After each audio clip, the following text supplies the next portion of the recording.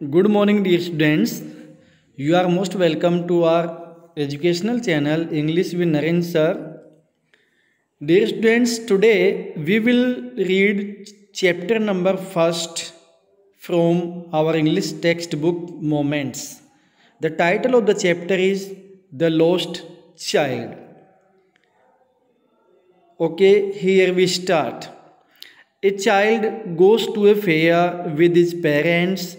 He is happy and excited and wants the sweets and toys displayed there.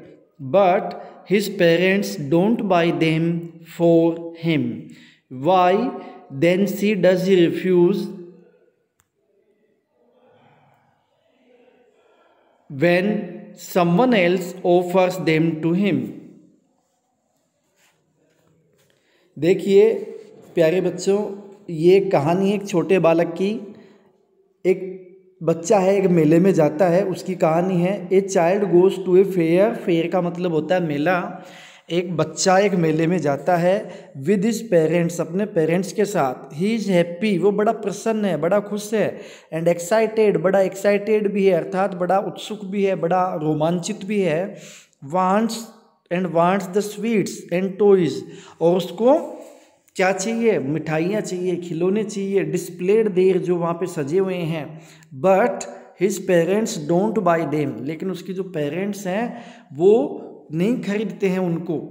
For him, उस बच्चे के लिए। Why then does he refuse, तब वो क्यों रिफ्यूज़ कर देता है, अर्थात मना कर देता है। When someone else offers them to him, जब कोई व्यक्ति उन खिलौनों को और मिठाइयों को उस लड़के को ऑफर करता है, यानी प्रस्ताव रखता है, तो वो मना क्यों कर देता है, ये हम इस स्टोरी में पढ़ेंगे। It was the festival of spring. Spring कहते हैं वसंत ऋतु को। ये एक वसंत ऋतु का फेस्टिवल था, त्योहार था।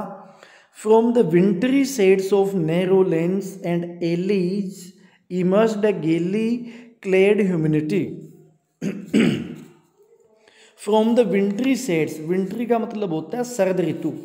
सर्दी का जो मौसम होता है वो विंट्री कहलाता है, शीतकाल। तो from the wintry shades of narrow lens, shades का मतलब छाया, और नैरो का मतलब सकरी सकरी, लेंस यानी जो छोटी पगडंडियाँ होती है, गलियाँ होती है, तंग सड़कें होती हैं, उनको लेंस बोलते हैं। तो फ्रॉम द विंट्री शेड्स यानी जो शीतकाल में पेड़ पौधों पर पत्ते खूब सघन होते हैं, तो उनकी छाया में। एंड एलीज इमर्ज्ड, यानी कि जो तंग गलियां हैं वो इमर्ज होती थी, यानी प्रकट होती थी। ए गेली क्लेड ह्यूमैनिटी, गेली का मतलब प्रसन्नता भरा हुआ, यानी कि एकदम हैप्पीली।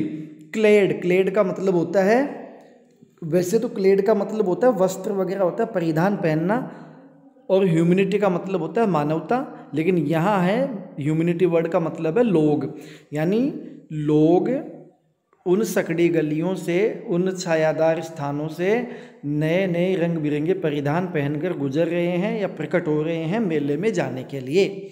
सम वॉक्ड, कुछ लोग पैदल चल रहे हैं, कुछ लोग पैदल चल रहे थे। सम रोड ऑन हॉर्सेज, कुछ घोड़ों पर सवार थे। अदर सैट, कुछ बैठे हुए थे। Being carried in bamboo and bullock carts, being carried का मतलब उनको ले जाया जा रहा था, गाड़ियों में वो लोग बैठे हुए थे। और वो गाड़ियाँ किसकी थी? बैम्बू यानी बांस की बनी हुई थी, और bullock carts. One little boy, एक छोटा लड़का, रैन, दौड़ रहा था, बिटवीन हिज फादर्स लेग्स, अपने पिताजी की टांगों के बीच में। यानी आप लोगों ने देखा होगा, छोटे बच्चे कभी कभी टांगों के बीच से भी निकल जाते हैं, तो इस प्रकार छोटा बच्चा पिताजी के साथ डोल रहा था। Brimming over with life and laughter. Brimming over का मतलब होता है लबालब, भरा हुआ, ठीक है। लाइफ का मतलब जीवन, लेकिन यह जीवन का मतलब है एकदम रिफ्रेशनेस, एकदम तरोताज़ा। लाइफ एंड लाफ्टर यानी बिल्कुल खुश हो रहा है, प्रसन्न हो रहा है, मुस्कुरा रहा है, हंस रहा है, और अपने पिताजी के साथ वो आगे मेले में जा रहा है। तो यहाँ आप एक ऐसा सीन देख सकते हो कि एक बच्चा है, यहाँ आप देखिए ये पेरेंट्स, यहाँ पे मदर एंड फादर हैं और इन्होंने बच्चे का हाथ पकड़ा हुआ है। ये मेले हैं, बैलून्स वगैरह है, यहाँ पे झूला है, तो ये सारी चीज़ें मेले का एक सीन यहाँ पे दिया गया है।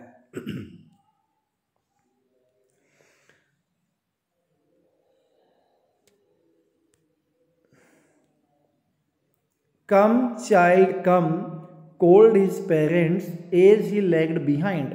कम चाइल्ड कम, आओ बच्चे आ जाओ, कोल्ड हिज पेरेंट्स, उसके माता पिता ने पुकारा, as he lagged behind. Lagged behind का मतलब होता है पीछे छूट जाना। जब लड़का पीछे छूट जाता तो उसके माता पिता उसको पुकारते, आओ बच्चे आओ।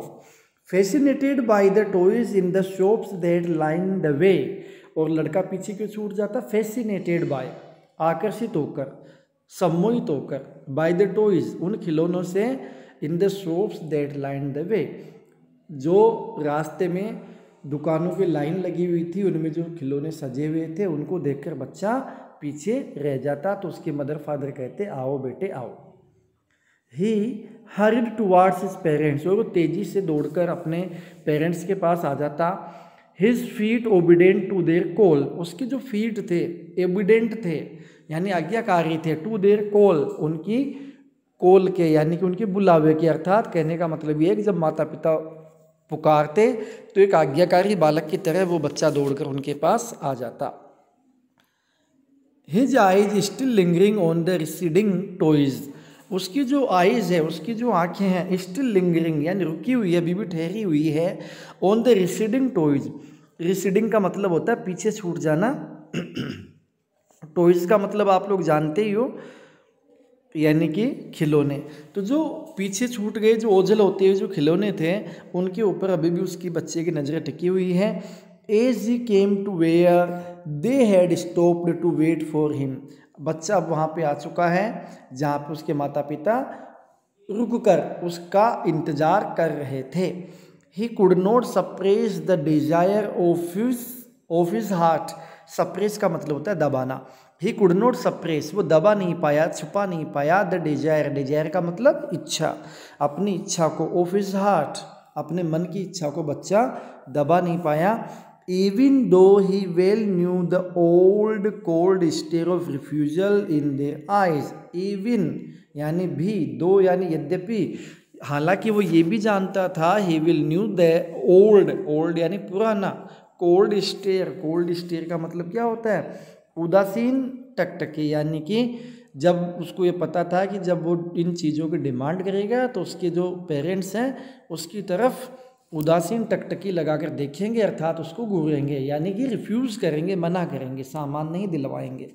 आई want that toy he pleaded, लेकिन फिर भी उसने प्लीड की, यानी उसने याचना की, आई वॉन्ट दैट टॉय, मुझे ये खिलौना चाहिए। His father looked at him red eyed, उसके पिताजी ने उसको लाल आंखों से देखा, अर्थात नाराज़गी के साथ देखा।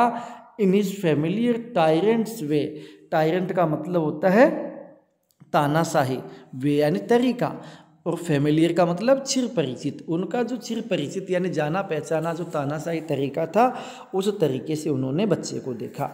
हिज मदर, उसकी जो मदर है, melted by the free spirit of the day was tender, melted by यानी कि पसीज कर, फ्री स्पिरिट यानी स्वच्छंदता वाली भावना, कहने का मतलब मेले में जब हम घूमने जाते हैं तो एकदम स्वच्छंदता की, स्वतंत्रता की भावना अपने अंदर आ जाती है।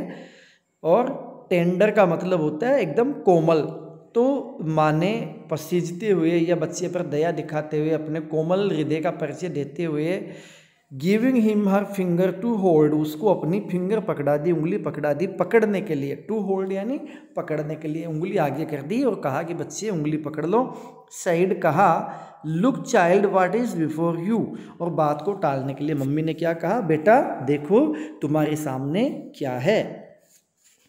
It was a flooring mustard field, ये एक सरसों के फूलों से भरा हुआ खेत था। पेल यानी पीला था, लाइक मेल्टिंग गोल्ड, मेल्टिंग यानी पिघला हुआ, गोल्ड यानी सोना।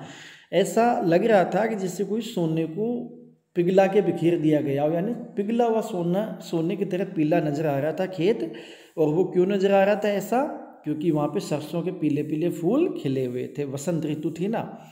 As it swept across miles and miles of even land, even यानी समतल, ऐसे लग रहा था कि जैसे कई मीलों दूर तक ये फैला हुआ है समतल भूमि के अंदर।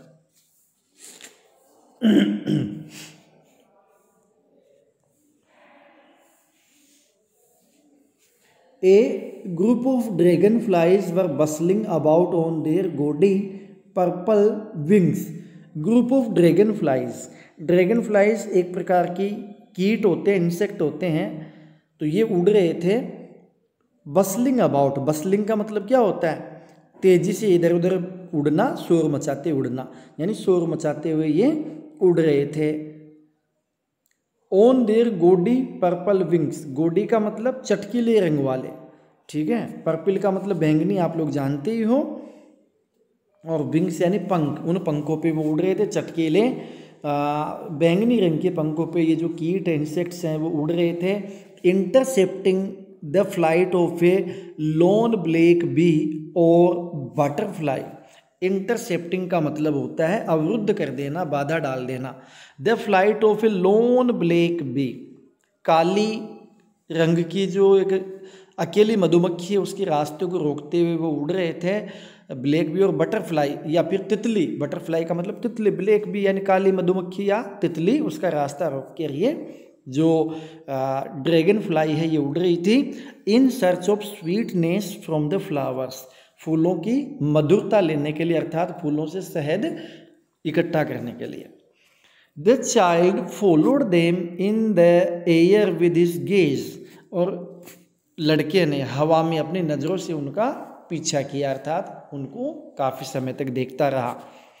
Till one of them would still its wings and rest. Till one of them, कब तक? जब तक उनमें से एक वुड स्टिल, स्टिल यानी शांत हो जाना, इट्स विंग अपने पंखों को शांत नहीं कर लेती, एंड रेस्ट आराम नहीं कर लेती, अर्थात उनमें से जब एक जो इंसेक्ट है, जो कीट है वो बैठ गया तब तक लड़का उनको देखता रहा।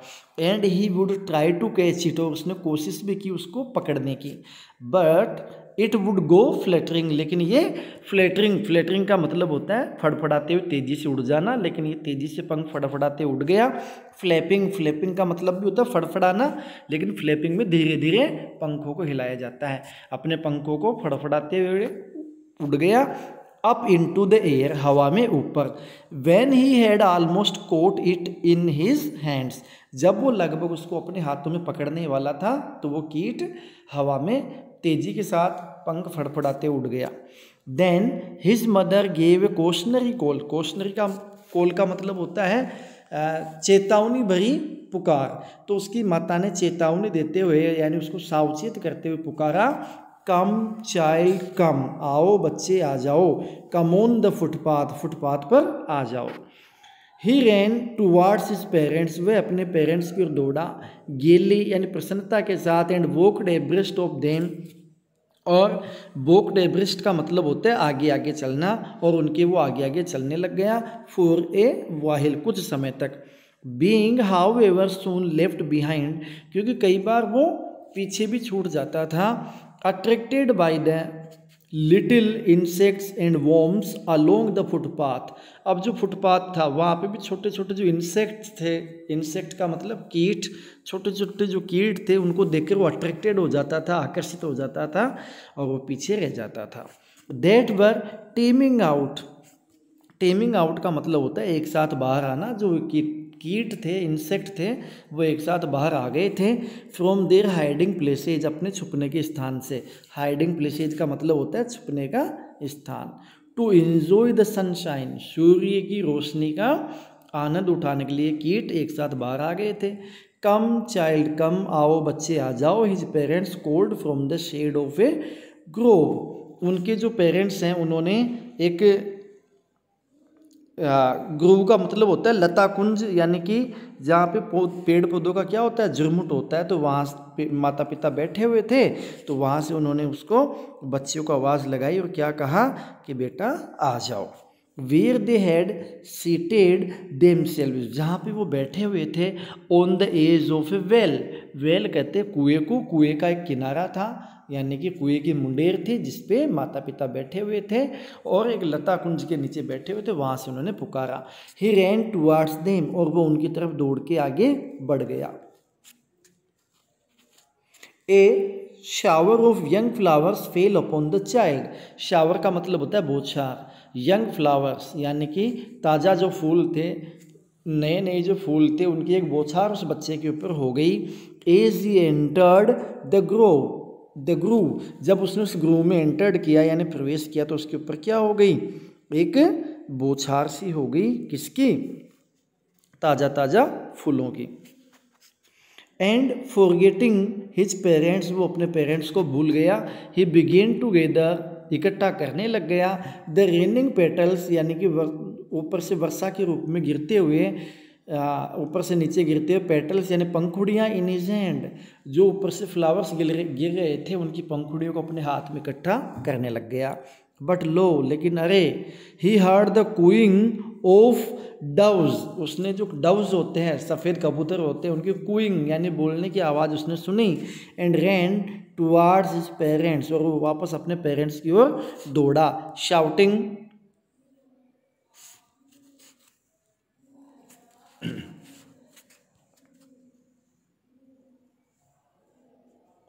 थोड़ा डिस्टर्ब हो गए। हाँ, he began to gather the raining petals in his hand, but lo, heard a cooing of a dove and ran towards his parents, shouting, चिल्लाते हुए, the dove, यानी कि फाख्ता कहते हैं डव को, और फाख्ता होता है सफ़ेद कबूतर, तो द डव बच्चा चिल्लाते हुए दौड़ा। The raining petals dropped from his forgotten hands, और जो उसके हाथ में जो उसने पंखुड़ियाँ इकट्ठी की थी पीले रंग की, वो उसके हाथ से नीचे गिर गई। कम चाइल्ड कम, आओ बच्चे आओ। They called to the child, उन्होंने अपने बच्चे को पुकारा। Who had now gone running in wild capers round the banyan tree, जो कि अब आगे बढ़ चुका था। Who had now gone running, अब आगे दौड़ते हुए आगे वो आ गया था। इन वाइल्ड कैपर्स यानी कि जंगली, कैपर्स का मतलब होता है फूल वगैरह जो होते हैं ना, वृक्ष समूह वगैरह, मतलब जो फूल वगैरह जो कैपर्स होते हैं उनको कैपर्स बोलते हैं, फूल पंखुड़ियाँ वगैरह। Round the banyan tree, banyan tree कहते हैं बरगद का जो पेड़ होता है उसको कहते हैं बनियान ट्री यानी कि वट वृक्ष। एंड गैदरिंग यानी उनको वो इकट्ठा करने लग गया। Him up they took the narrow winding footpath which led to the fair through the mustard fields, अब उन्होंने वो रास्ता पकड़ लिया जो कि सकरा था, और वो वाइंडिंग यानी घुमावदार फुटपाथ था, रास्ता था। Which led to the fair, जो कि उनको लेके जाता था फेयर की तरफ, मेले की तरफ। थ्रू द मस्टर्ड फील्ड्स, सरसों के खेतों के अंदर से होकर उनको लेके जाता था। As they neared the village, the child could see many other footpaths full of throngs. जब वो लोग गांव के नज़दीक आए तो बच्चे ने देखा बहुत सारे फुटपाथ थे और वो फुल ऑफ थ्रोंग्स थे, यानी भीड़ भाड़ भरे वाले थे, भीड़ भाड़ से भरे हुए थे, अर्थात वहाँ पे बहुत अधिक भीड़ में लोग इकट्ठे हो रहे थे। Converging to the whirlpool of the fair, converging का मतलब होता है अभिकेंद्रित करना या केंद्राभिमुख करना, यानी कि एक सेंटर की ओर भीड़ इकट्ठी होना। वर्लपूलिंग ऑफ द फेयर, वर्लपूल का मतलब होता है भंवर। आप लोगों ने कभी देखा हो तो भंवर होता है, जैसे आपने देखा होगा कि कई बार खेतों में हम लोग सिंचाई वगैरह करते हैं तो कोई बिल होता है, तो बिल में जो पानी जाता है तो बीच में से गोल गोल हो जाता है वो, या फिर आपने देखा होगा कि जो बबूलिया राजस्थान में चलता है ना, चक्रवाती हवा, तो उस तरीके से, तो वो बिल्कुल सेंटर में केंद्र की तरफ क्या हो जाते हैं, वो आगे बढ़ते हैं, इकट्ठे हो जाते हैं। तो इसी प्रकार जो भीड़ है वो केंद्र की तरफ आगे बढ़ रही है, यानी मेले का जो सेंटर है उधर की तरफ आगे बढ़ रही है। And felt at once repelled and fascinated by the confusion of the world he was entering. And felt at once repelled का मतलब क्या होता है, विकर्षित होना, यानी एक तो होता है आकर्षित होना किसी चीज़ की तरफ आगे बढ़ना, और विकसित का मतलब वहाँ से मोह भंग होना। And fascinated by the confusion of the world he was entering, और वो आकर्षित हो गया था किससे? कन्फ्यूजन से, यानी भ्रम से, ऑफ द वर्ल्ड, उस दुनिया से, ही वॉज एंटरिंग, जिसमें वो प्रवेश कर रहा था। A sweetmeat seller hawked, a sweetmeat seller hawked, यानी स्वीट मीट कहते हैं मिठाइयों को। एक मिठाई विक्रेता जो था उसने आवाज़ लगाई। क्या आवाज़ लगाई? गुलाब जामुन, रसगुल्ला, बर्फ़ी, जलेबी। तो क्या कह रहा है वो मिठाई बेचने वाला? Gulab jamun, rasgulla, barfi, jalebi. At the corner of the entrance, जो एंट्रेंस था, जो प्रवेश द्वार था, उसके कोने पर वो आवाज़ लगा रहा था। And a crowd pressed round his counter, और एक जो भीड़ थी उसके काउंटर के, यानी कि जहाँ वो मिठाई वगैरह बेच रहा था वहाँ भीड़ इकट्ठी हो गई थी। At the foot of an architecture of many coloured sweets, और वहाँ पे at the foot of an architecture यानी एक ढांचा था, एक संरचना बनी हुई थी, उसके नीचे वो लोग इकट्ठे हो गए। मैनी कलर्ड स्वीट्स, वहाँ पे विभिन्न रंगों की मिठाइयाँ सजी हुई थी। Decorated with leaves of silver and gold, वहाँ पे सोने और चांदी के रंग की उन पे मिठाइयों पे परत चढ़ी हुई थी। आप लोगों ने देखा भी होगा कि सोने और चांदी का वर्क कई बार मिठाइयों पे होता है। द चाइल्ड स्टेड ओपन आइड, उस बच्चे ने खुली आंखों से उनको, ललचाई आंखों से देखा या घूरा। And his mouth watered for the barfi, और उसके मुंह में बर्फ़ी के लिए पानी आ गया। That was his favourite sweet, जो कि उसकी सबसे ज़्यादा फेवरेट अर्थात पसंदीदा मिठाई थी।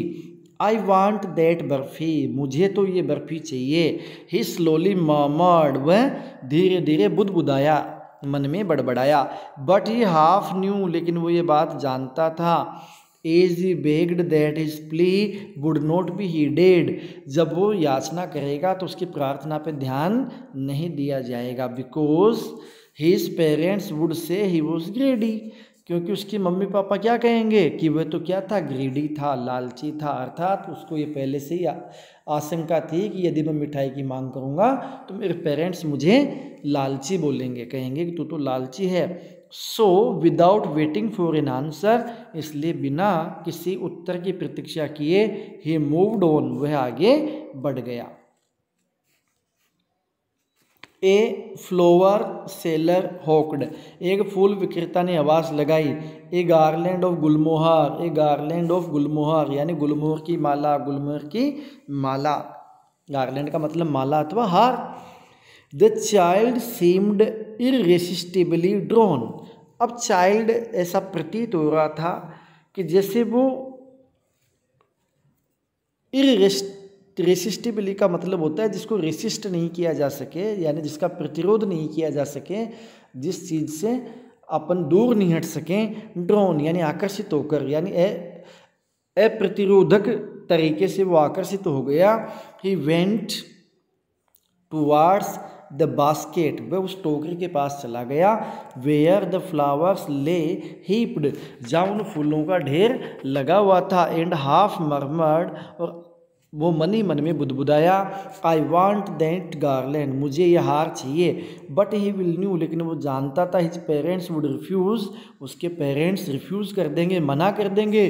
To buy him those flowers, उन फूलों को उसके लिए खरीदने से।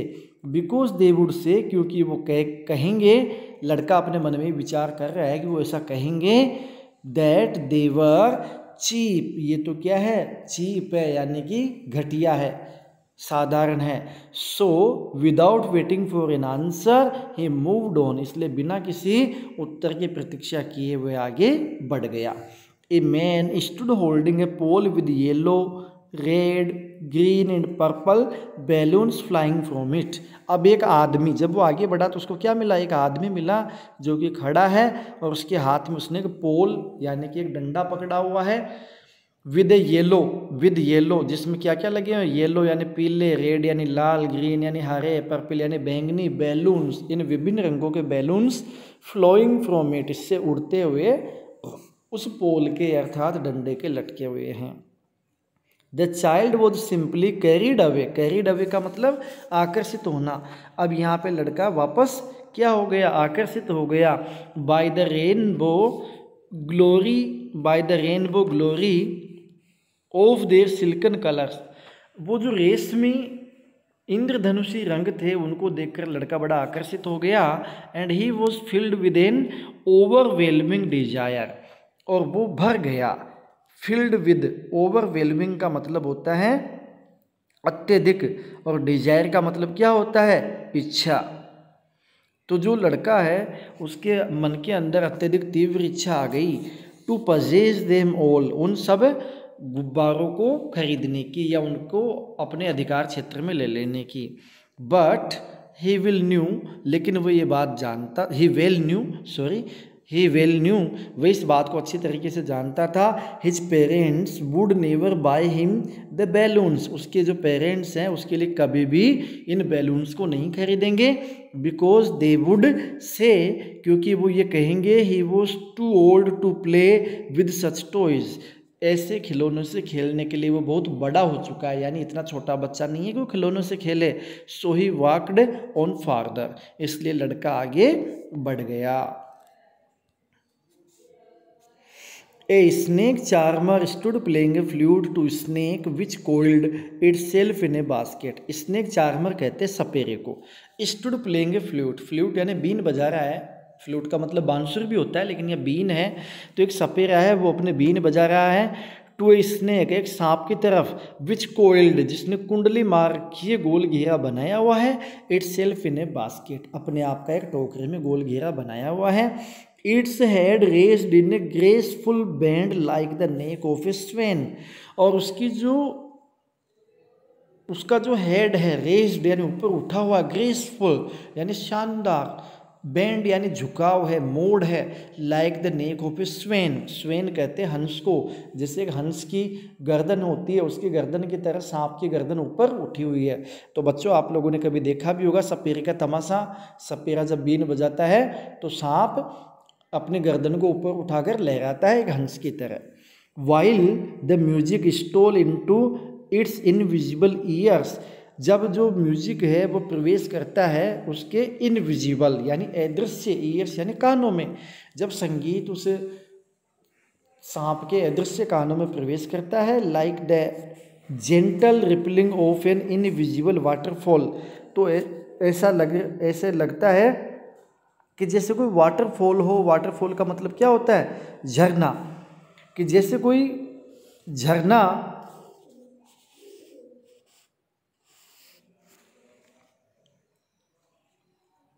बह रहा हो और उसका शोर अपने को सुनाई दे रहा हो लेकिन वो दिखाई नहीं दे रहा हो, ऐसा प्रतीत हो रहा था।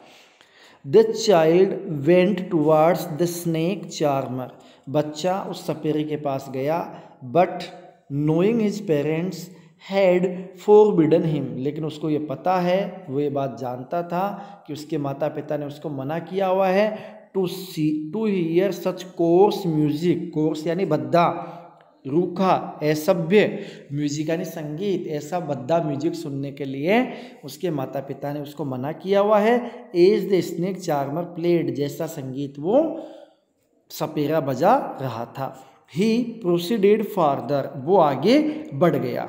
There was A round about in full swing, वहाँ पे एक राउंड अबाउट यानी कि जो डॉलर चक्री होती है, जो गोल गोल झूला घूमता है, वो फुल स्विंग फुल स्पीड में घूम रहा था। मैन, वुमन एंड चिल्ड्रन, यानी कि मैन आदमी, वीमन यानी बहुत सारे महिलाएं, एंड चिल्ड्रन यानी बच्चे, carried away in A whirling motion, उसके अंदर एक गोल गोल चक्कर में बैठे हुए घूम रहे थे, वर्लिंग मोशन में घूम रहे थे। श्रीकड, चीख रहे थे, and cried with dizzy laughter, और जैसे उनको चक्कर आ रहे हों इस तरीके से चीखते हुए और वो चिल्लाते हुए हंसते हुए झूले का आनंद उठा रहे थे। The child watched them intently, बच्चे ने उनको बड़ी उत्सुकता के साथ देखा, संकल्प पूर्वक देखा। इंटेंट का मतलब संकल्प लेना होता है या निश्चय करना होता है, तो संकल्प पूर्वक देखा। And then he made a bold request, अब उसने एक बोल्ड यानी हिम्मत वाली रिक्वेस्ट की, यानी कि निवेदन किया, प्रार्थना की, यानी अब उसके अंदर हिम्मत आ गई। उसने संकल्प कर लिया कि अब की बार तो मैं अपने मम्मी पापा को बोल ही दूंगा कि मुझे इस झूले में तुम बिठा दो। तो वो क्या बोला वो, I want to go on the roundabout, मैं इस झूले में झूलना चाहता हूँ, इसमें बैठना चाहता हूँ। प्लीज़ फादर मदर, कृपया फादर मदर, मम्मी पापा, मुझे इस झूले में बैठना है।